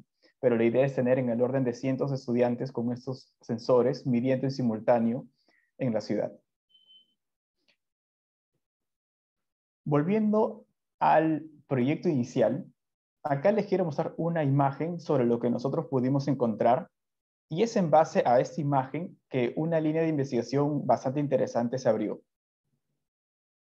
Dentro de Lima, y por lo que he venido escuchando, me parece de que acá somos los nuevos en el grupo. En Lima, la parte que les estoy mostrando se llama Barranco. Y Barranco es una zona Barranco y Miraflores es una zona donde varias personas van a hacer ejercicio, especialmente para correr por lo que se llama el malecón, que da en la vista al mar. Cuando nosotros, o lo que siempre se dice, ¿no? ¿Por qué la gente corre ahí? Y se le menciona, porque ahí tienes el aire limpio que viene del mar. Nosotros, al medir en esas zonas, en simultáneo con otras zonas dentro de Barranco, especialmente las avenidas, nos dimos cuenta que la zona por donde la gente corre presentaba niveles más altos que al costado de la avenida, lo cual desde un punto de vista intuitivo no tenía tanto sentido. Entonces la pregunta es, ¿qué es lo que está sucediendo? Para poder contestar esa pregunta de una manera buena, nosotros hemos complementado ese estudio con una serie de modelos computacionales para poder explicar lo que está sucediendo. Y de una forma no tanto solo para reproducir lo que nosotros vemos, sino para poder desmenuzar una ciudad en cada componente. ¿A qué me refiero con esto? ¿Qué pasa si en una ciudad solamente es la parte del suelo? ¿Qué pasa si sobre el suelo le pones edificaciones? ¿Qué pasa si después de edificaciones agregas vegetación? ¿Qué pasa si cambias el arreglo de la vegetación? Cada parte de ese tipo de análisis se puede hacer dentro de un modelo computacional, y nosotros estamos en este proceso. Algo que nos dimos cuenta también, y se nota en esta partecita, en este punto de acá, es que la calidad de aire en lo que se le llama una quinta era relativamente mayor que lo que se ve al costado de la calle, lo cual es un poco también no es intuitivo. Para los que no están familiarizados con qué es una quinta, son lugares bastante típicos o históricos en Lima, donde bastante gente vive. Es un complejo donde muchas familias viven. Usualmente es de 1 a 2 pisos, no más. Es bastante estrecho también, y se puede considerar que es aislado de las calles. Intuitivamente nosotros pensamos que al ser aislado, puede ser de que la contaminación o la calidad de aire ahí sea mejor que en los alrededores. Utilizando modelos computacionales, hemos obtenido planos, hemos hecho unos modelos en 3D para ver cómo es el flujo de vientos, cuáles son los niveles, y nos damos cuenta que los niveles de contaminación que se pueden observar en ese patrón urbanístico, por ejemplo, que fue medido, dependen mucho de los vientos y dependen mucho de los edificios que lo rodean.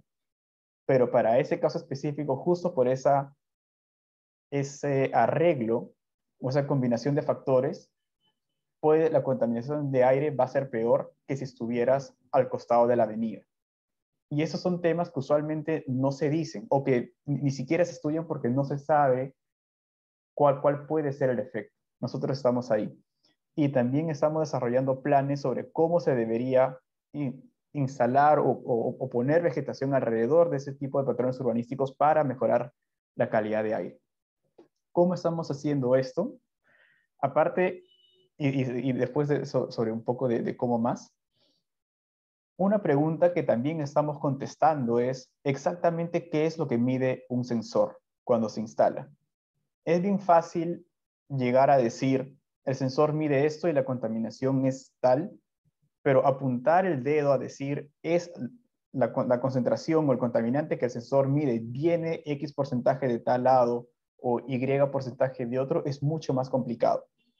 Nosotros estamos también desarrollando una serie de modelos computacionales para poder decidir y poder decir de dónde viene lo que el sensor está que mide y por qué mide lo que está midiendo.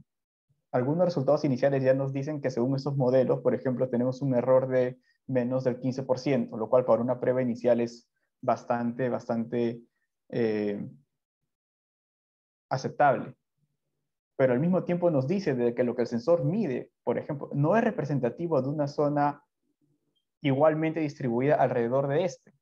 Entonces nuestras conclusiones también al interpretar los resultados tienen que ser consistentes con ese tipo de análisis.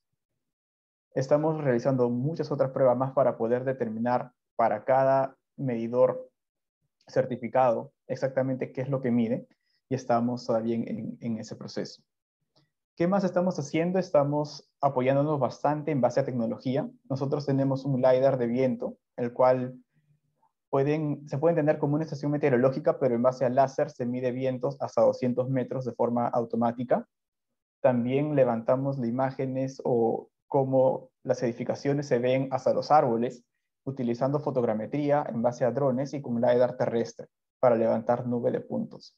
En base a eso estamos realizando bastantes estudios para ver exactamente cuál es la capacidad de remover contaminantes y partículas desde cada árbol de manera individual dentro de un parque, por ejemplo. Es una serie de estudios que estamos realizando tanto desde Ciencia Ciudadana como para poder entender qué es lo que está sucediendo desde el punto de vista físico para cada medición. Y a modo de conclusiones, desde el UTEC nosotros estamos desarrollando proyectos de Ciencia Ciudadana de la mano con desarrollo de medidores de bajo costo para medir tanto contaminantes y partículas. Estamos complementando estos estudios con el desarrollo de modelos computacionales para poder predecir y entender los resultados que estamos obteniendo y lo hacemos de la mano con tecnología de última generación para poder medir datos que usualmente en una campaña de medición cuando se hace a nivel del suelo, por ejemplo, no se tiene. Les dejo acá mi correo, en caso tengan alguna consulta de orna@utec.edu.pe y encantado de responder cualquier duda que ustedes tengan. Sé de que no he hablado sobre procesos de formación de niebla, ¿ya? Pero si quieren hablar de eso también lo podemos hacer. Muchas gracias. Muchas gracias. Impresionante de trabajo, de verdad muy interesante porque creo que además justamente tener precisión en los datos es lo que nos ayuda a nosotros, a los abogados, traducir qué es lo que está pasando con el aire, cómo nos afecta directamente esa prueba que piden los jueces justamente. Presentárselas exactamente y decirle, mire, esto es lo que está pasando con la calidad del aire. Si me pide una prueba, es esta. Y el trabajo que hacen los técnicos es el que nos permite a nosotros los abogados enfrentarnos justamente en estrados judiciales para pedir mejores condiciones de vida. Entonces es fundamental este tipo de estudios y de conocimientos y muchísimas gracias. A mí particularmente sí me interesa saber el tema de nieblas y neblinas. Si pudiera hacer una referencia corta sobre el tema como para dejarnos Sí. más interesados. Solamente ahí no es de que yo haya estudiado todos los tipos de procesos de formación de niebla y neblina. Lo que estudié particularmente es cómo en la cercanía a un cuerpo de agua, esas corrientes te pueden crear y destruir neblina de una manera muy rápida. Entonces, la conclusión a la que se llevaba era principalmente cuando tienes las gradientes de temperatura más altas, creas flujos que pueden ir principalmente del mar hacia el ambiente urbano, y al chocar con las edificaciones, creas un proceso de mezcla que te puede generar en escala de tiempo de minutos neblina. O sea, entonces es justo por esas corrientes al chocar con las edificaciones que te crean neblina de una manera prácticamente instantánea. Poder predecir este tipo de escenarios de neblina es muy complicado con las herramientas que nosotros tenemos actualmente, porque la escala temporal en la cual esas funcionan no es suficientemente alta. Esa muteada, Laura.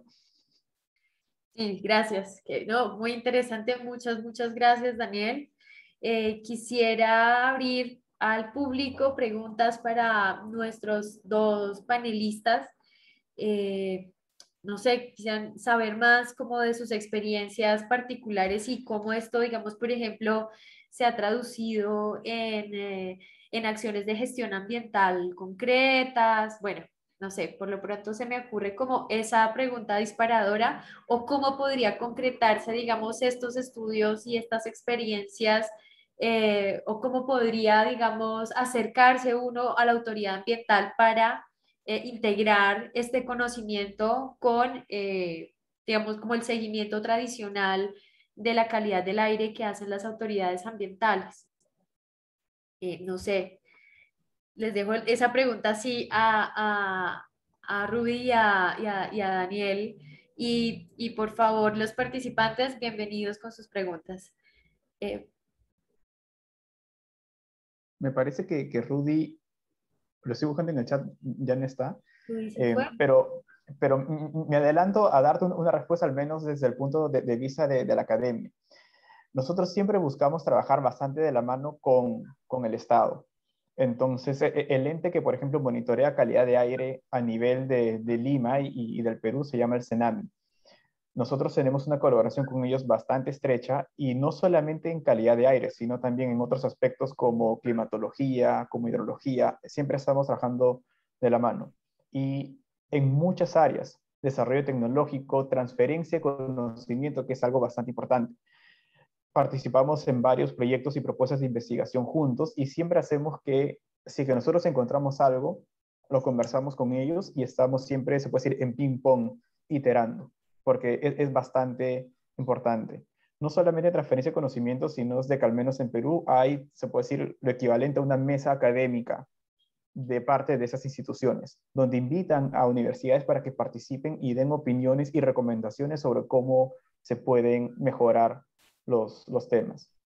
Muy Y interesante. las entidades también siempre nos extienden las manos. Cuando sale alguna duda o proyecto, nos contactan para recibir nuestras opiniones de una manera bastante rápida. Bueno, muy chévere como esa cercanía entre la autoridad y el conocimiento, ¿no? Para eso, digamos, justamente es el conocimiento. Tengo en lista de espera a don Ricardo Delgadillo, luego Israel. ¿Aló? ¿Volviste? Sí, soy Gabriel, solo que disculpen que estaba Ah, saliendo de la oficina. pensé que estábamos Sí, perdidos. solo que en este caso, bueno, me dicen Rudy Gabriel, o ya en Colombia me dicen Rudy. La verdad es que no estoy mareado con mis nombres. Pero sí, mire, con respecto a lo que mencionaron acá en Lima también, bueno, nosotros como Universidad Nacional Ariel de Molina tenemos convenios, muchos convenios con diferentes instituciones. Una de esas es el CENAMI, ¿no? El CENAMI pues tiene convenio con la universidad y se trabaja también de la mano. Los meteorólogos tenemos mucha experiencia en temas de aire, especialmente, ¿no? Y respondiendo a tu pregunta sobre cómo un ciudadano puede, pues, usar estos sensores low cost, pues la ruta que he visto hasta ahora, en toda mi experiencia, es que prácticamente los sensores low cost en la actualidad no tendrían pues la base de precisión para poder darle forma legal, ¿no? En este caso, por ahora. Sin embargo, sirven para hacer un diagnóstico. Lo que pasa es que también los sensores low cost, como lo mencionan, son sensores de un presupuesto bajo, ¿no? Y esto pues no le da cierto soporte, ¿no? A la información. Sin embargo, ¿no? Esto, como comenté, sirve como un diagnóstico para que las instituciones que sí tienen el fin de regular, de monitorear, de fiscalizar, puedan, ¿no? Utilizar esta información complementaria, ¿no? Y así pues ubicar lugares donde existe cierto tipo de contaminación, ¿no? En este caso, eso ya lo tengo presente desde hace 3 años, que los sensores low cost, por lo que voy viendo su avance, ¿no? Tiene mucha dificultad en temas de fiscalización y en temas de cierto tipo de regulaciones, ¿no? Sin embargo, como le comenté, sirve para diagnosticar y creo que esa es su herramienta, es la herramienta más importante, porque hay que tener presente que los sensores low cost, como lo mencioné en su momento, sabemos que tienen diferentes tipos de tecnología, ¿no? Tienen diferentes marcas, diferentes formas, diferentes tamaños, pero esto genera pues que también midan en diferentes variedades, ¿no? En este caso, que midan diferentes. Algunos sobreestiman demasiado, algunos pues están muy cerca al óptimo, y esto genera pues mucha variedad. Entonces cuando un ciudadano adquiere un sensor, él va a pensar que el sensor es lo que mide realmente, ¿no? Es una medición oficial, eso es lo que se va a pensar. Es por eso que en ciertas investigaciones que se está realizando, y que espero más adelante pueda publicarlas, se va a recomendar un sensor especial para que pueda ser adquirido por un ciudadano y que tenga una condición óptima y muy cercana a una estación oficial, ¿no? En este caso. Esa es para mí, ¿no? Por lo que todo el tiempo que voy manejando sensores, ¿no? Es la ruta, ¿no? Esa es la ruta ciudadana. Lamentablemente, pues, no podemos, ¿no? Hacer que los ciudadanos cumplan todas las condiciones que requiere un sensor low cost, ¿no? Acá en Perú, un sensor low cost requiere una comparación sí o sí para una evaluación con una estación oficial. Entonces, si un sensor low cost no es comparado con una estación oficial, pues la información no es tan válida, ¿no? Y eso es muy complicado hacerlo acá en Lima. Entonces, prácticamente los sensores low cost estarían pasando de lado. Por eso es la importancia de tener un sensor en especial, indiferente de la marca, que permita, ¿no? Tener una condición muy óptima y muy cercana, ¿no? A las mediciones de una estación oficial. Muchas gracias, esa sería mi respuesta. Muchas gracias, Gabriel. Muy interesante como la necesidad de precisar qué necesita un ciudadano para poder hacer una medición efectiva y como real, ¿no? Que le permita como conversar horizontalmente con las autoridades. Entonces, ahora sí, vamos con 3 intervenciones que veo con la mano levantada y una pregunta que nos hacen por el chat. Entonces, voy a darle la palabra a Ricardo Delgadillo, luego Israel Rodríguez y luego dice Cúcuta, Col, Mesa y no, entonces no sé quién, pero ese tercero, porfa, 3 minuticos por intervención para poder como dinamizar y poder avanzar con más intervenciones y mensajes acá en el chat. Gracias. A usted, Laura.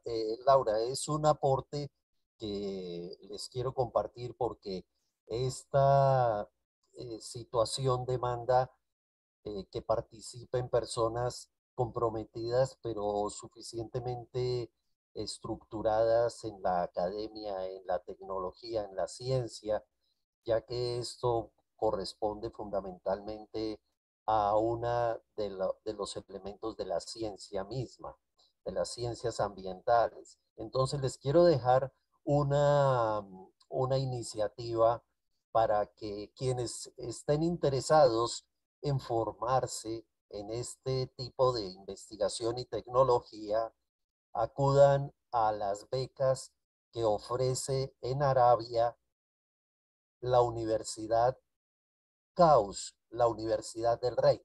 Es un proyecto particular solamente para posgrado donde se desarrolla ciencia y tecnología. Y uno de estos frentes es justamente lo ambiental.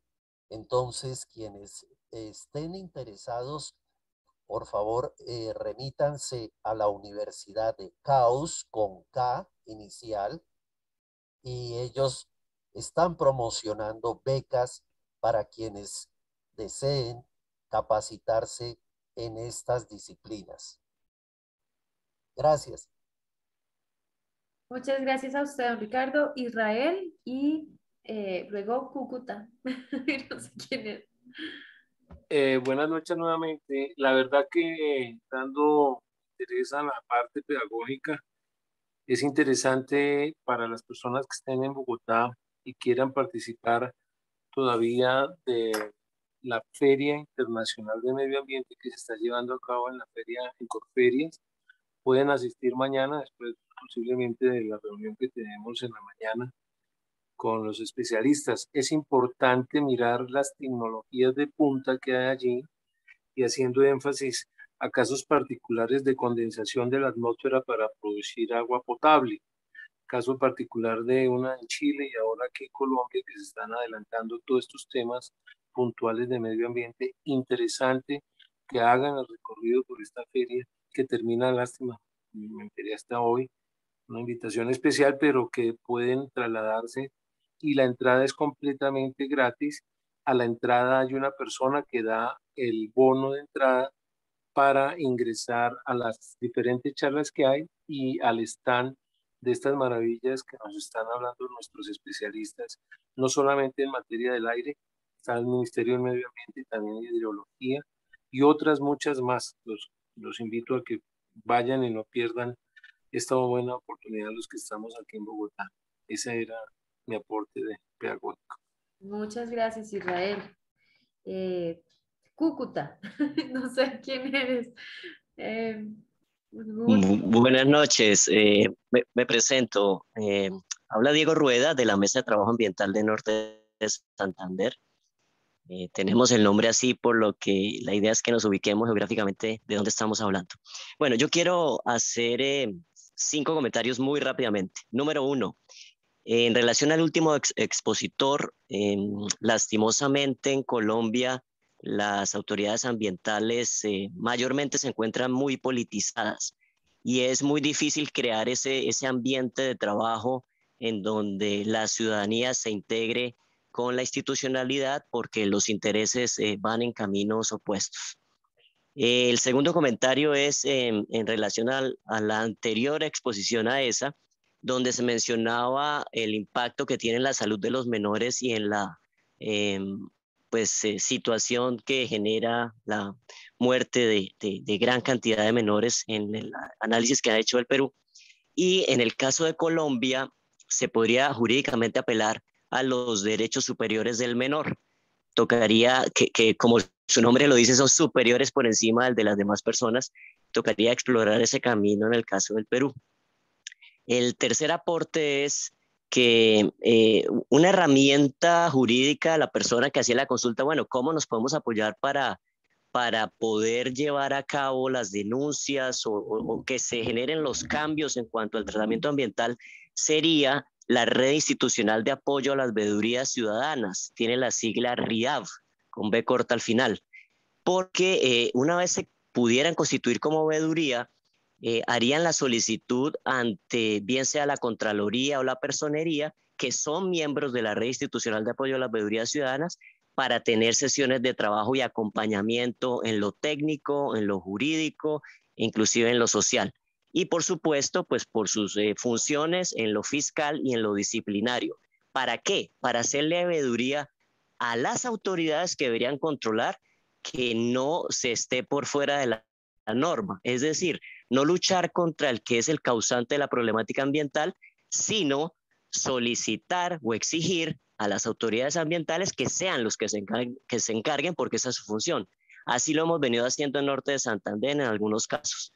El aporte número 4 es que la misma ley 99/93, que es la ley ambiental, en el momento en que fue concebida, no solo se pretendía crear una normatividad ambiental, sino que adicionalmente se creó el Sistema Nacional Ambiental. Y en Colombia el sistema no funciona como sistema. En Colombia el sistema ambiental es lo menos sistema que pueda existir, Y nosotros estuvimos haciendo un trabajo de acompañamiento a la Fundación Planeta Vivo, que es una de las organizaciones que hace parte de la mesa ambiental, de la mesa de trabajo ambiental del departamento, para que finalmente hace un par de semanas se diera inicio, más bien se institucionalizara esa mesa SINA, la Mesa del Sistema Nacional Ambiental del Departamento Norte de Santander, para intentar articular a todas las autoridades, a la ciudadanía, a la academia, a la sociedad civil, a las ONG, a todos los actores que hacen parte del SINA, perdón, y están definidos en la Ley 99. Está muy clara la ley en ese aspecto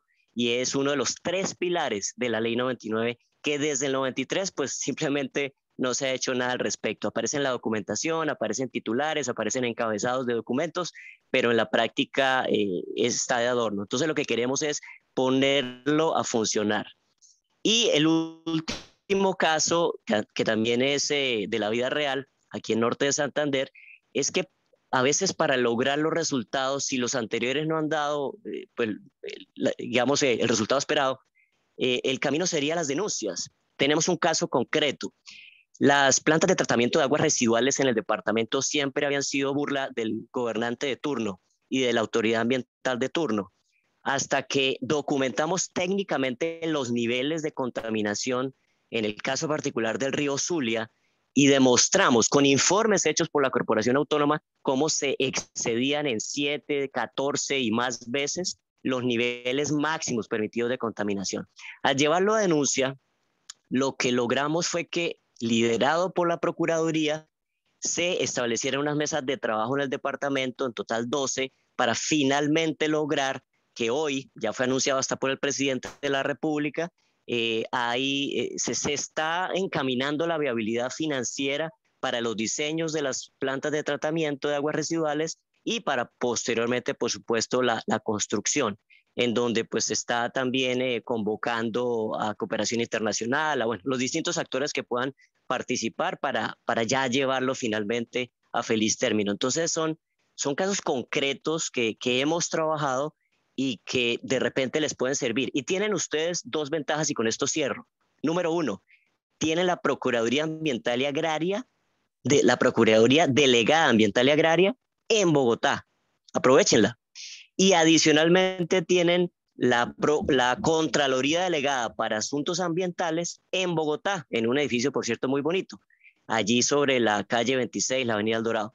Entonces, aprovechen esos recursos, soliciten reuniones con esas personas, susténtenle la problemática y soliciten el acompañamiento, ojalá constituidos como veeduría y canalizando por la red institucional de apoyo a las veedurías ciudadanas. Espero les sirva. Diego, muchísimas gracias. Es una información muy importante para una ciudadanía activa que quiere evidentemente organizarse para trabajar este tema de calidad del aire. Así que muchas gracias por dejar justamente esas recomendaciones de acercarse a los organismos de control. También, además de las recomendaciones y de la información que nos dieron nuestros anteriores invitados en relación de cómo también a través de la ciencia, la tecnología y el involucramiento de la comunidad en la tecnología, en comprender los datos, en la información que parece tan abstracta, cómo ahí está, digamos, la posibilidad de incidir en las decisiones públicas, conocer el funcionamiento de las autoridades públicas.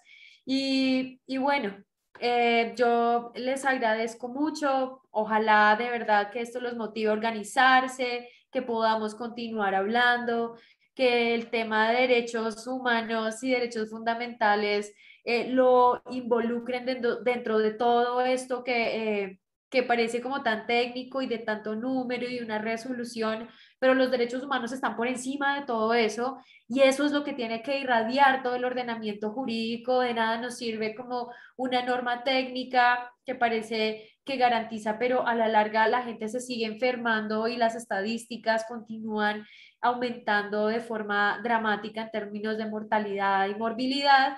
Entonces, nada, un llamado para ejercer derechos y los dejo con Alba. Muchas gracias por la invitación. A ti, Laura, muchísimas gracias. Gabriel y Daniel, muchas gracias por habernos acompañado y contarnos un poco de esas experiencias que ustedes han tenido en sus países. Em, de verdad que para mí es muy gratificante y es algo que hemos venido reiterando en las anteriores sesiones, y es que posiblemente muchas veces nos sentimos solos en este camino como de lograr hacer este activismo, pero cuando vemos ejercicios como el que han hecho en Perú también nuestros compañeros Gabriel y Daniel, pues decimos es que definitivamente estamos de alguna manera sincronizados. A continuación, les copié en el chat el enlace de asistencia final para ir cerrando la sesión del día de hoy. Voy a compartirles acá un momento mi pantalla para mostrarles cómo quedó la encuesta que se realizó para efectos de la sesión del día de mañana. Entonces, ustedes aquí van a ver. Salió favorecido el horario de la mañana. Nos vamos mañana de 9 a 11 de la mañana con la última sesión que vamos a tener de nuestro curso Nuevos Aires. Mañana la temática va a estar enfocada al tema de movilización, es decir, cómo podemos accionar con todos estos datos y con todo lo que hemos aprendido durante estos 5 días para poderlo aplicar a sus proyectos, cada uno desde donde se encuentre. La idea es que todos los proyectos son válidos, todas las personas que tengan una intención de medir la calidad del aire es bienvenida, no necesariamente tiene que ser algo súper elaborado. De hecho, el formulario que se está diseñando para que ustedes puedan registrar la información pues es bastante sencillo. Recuerden que esto es un fomento de la ciencia ciudadana más allá de un tema pues muy riguroso. Entonces pues finalmente esto es para que todos puedan acceder. Recuerden ustedes que las sesiones todas han quedado grabadas y la de mañana tampoco será la excepción. Entonces, la idea es que quienes no se puedan conectar a la hora de la mañana, entre las 9 y las 11, puedan adelantarse a través del enlace que se les compartirá como se ha hecho durante toda la semana a través de sus correos.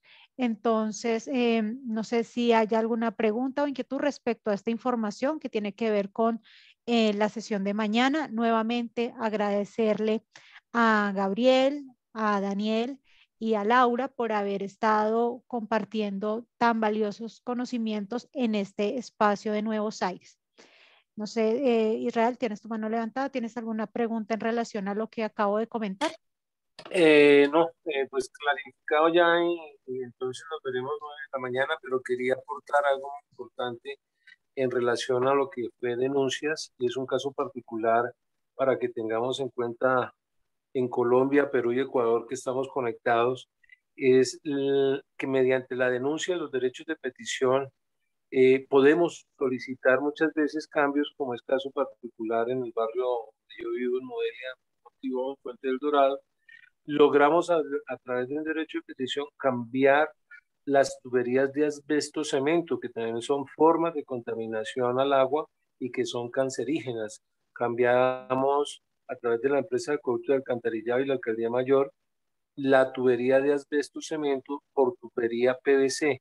Esto que lo traigo a colación, a que pudimos asistir a la formación de lo que es la ley de derechos fundamentales que están contemplados en la norma que ya nos dijo nuestra querida abogada y que muchas veces desconocemos. Hagamos parte de las veedurías también, como nos dice nuestro compañero de Cali, que es fundamental para que estos temas que no conocemos muchas veces y que no se ven, caso particular, aquí tenemos también otros problemas de un oleoducto y un gasoducto por la norma, por las vías que nos atraviesan, y estamos trabajando en ese tema. Quería dejar esta información y recordarles la invitación, que no se pierdan la Feria Internacional de Medio Ambiente mañana en Colferries. Es entrada gratis. A la entrada hay una persona que puede preguntar del Ministerio del Medio Ambiente, de varios, para que ustedes no tengan que pagar la entrada. Gracias, Israel. No, señora. Bueno, aquí Laura también nos ha dejado en el chat su correo electrónico. Por ahí hace unos días nos preguntaron por las presentaciones. Estas ya se están recogiendo de cada una de las sesiones para dejarlo en un repositorio para que también lo puedan ustedes consultar una vez se ha finalizado el curso. Entonces, agradecerles mucho su asistencia, su participación y esperamos que todos estos insumos que se han venido sumando a lo largo de las sesiones, pues sea de utilidad para todo este activismo por la calidad del aire. Muchísimas gracias a todos y que tengan una feliz noche. No cierres, por favor, que estamos tomando información del chat. No cierres, por favor, todavía. Bueno, Ricardo, gracias. Gracias, Alba. Gracias, Alba. De verdad fue excelente esta sesión, muy nutrida de información y de unos panelistas de primera, además de unos participantes que nos han compartido experiencias puntuales y realmente que conducen a ilustrarnos cuáles son las formas en que debemos fundamentarnos para lograr que los entes de control realmente operen como lo manda la Constitución y sus funciones. Muchísimas gracias. A ustedes, Ricardo, muchas gracias.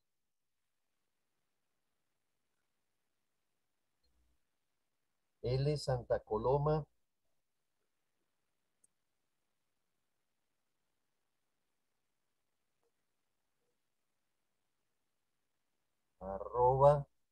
@dejusticia.org.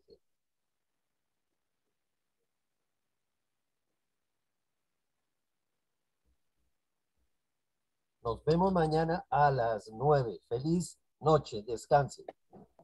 Hasta luego, feliz noche a todos. Gracias, gracias.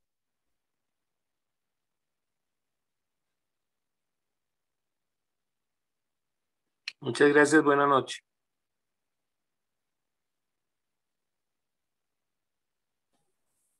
Muchas gracias. Gracias, feliz noche. Gracias, feliz noche. Muchas gracias, feliz noche.